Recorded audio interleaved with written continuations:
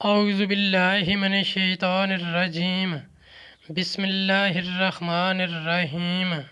السلام علیکم ورحمۃ اللہ وبرکاتہ۔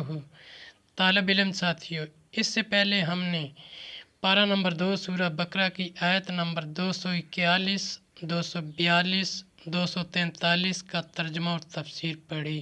اس ویڈیو میں ہم سورہ بقرہ کی آیت نمبر 244 اور 245 کا ترجمہ اور تفسیر پڑھیں گے اور قرآن کی روشنی میں اہم دینی مسائل بھی سیکھیں گے۔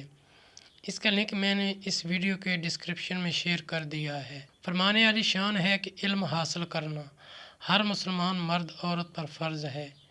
اے اللہ ہمارے علم میں اضافہ فرما، آمین۔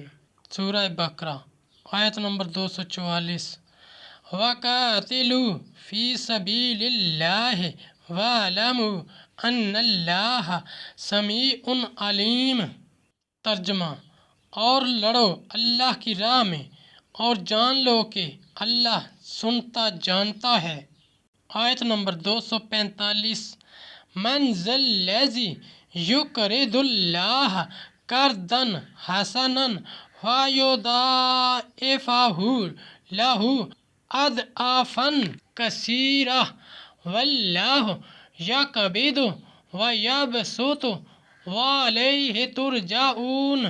ترجمہ: ہے کوئی جو اللہ کو قرض حسن دے تو اللہ اس کے لیے بہت گنا بڑھا دے، اور اللہ تنگی اور کشائش کرتا ہے اور تمہیں اسی کی طرف پھر جانا ہے۔ تفسیر: اور موت سے نہ بھاگو جیسا بنی اسرائیل بھاگے تھے، کیونکہ موت سے بھاگنا کام نہیں آتا، یعنی راہ خدا میں اخلاص کے ساتھ خرچ کرے۔ راہ خدا میں خرچ کرنے کو قرض سے تعبیر فرمایا۔ یہ کمال لطف و کرم ہے۔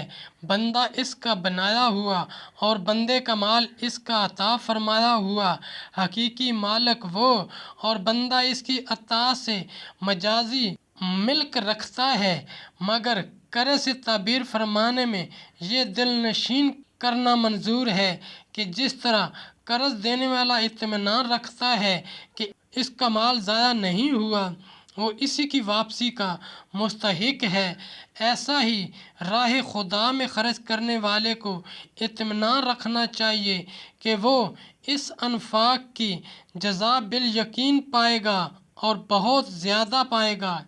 جس کے لیے چاہے روزی تنگ کرے، جس کے لیے چاہے وسیع فرمائے، تنگی و فراخی اس کی قبضہ میں ہے، اور وہ اپنی راہ میں خرچ کرنے والے سے وسعت کا وعدہ کرتا ہے۔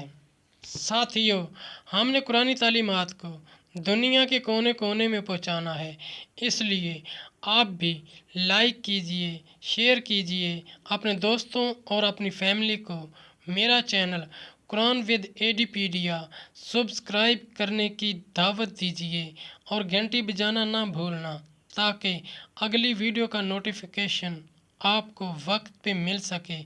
اللہ کریم ہم سب کی نیک اور جائز حاجات پوری فرمائے، آمین یا رب العالمین۔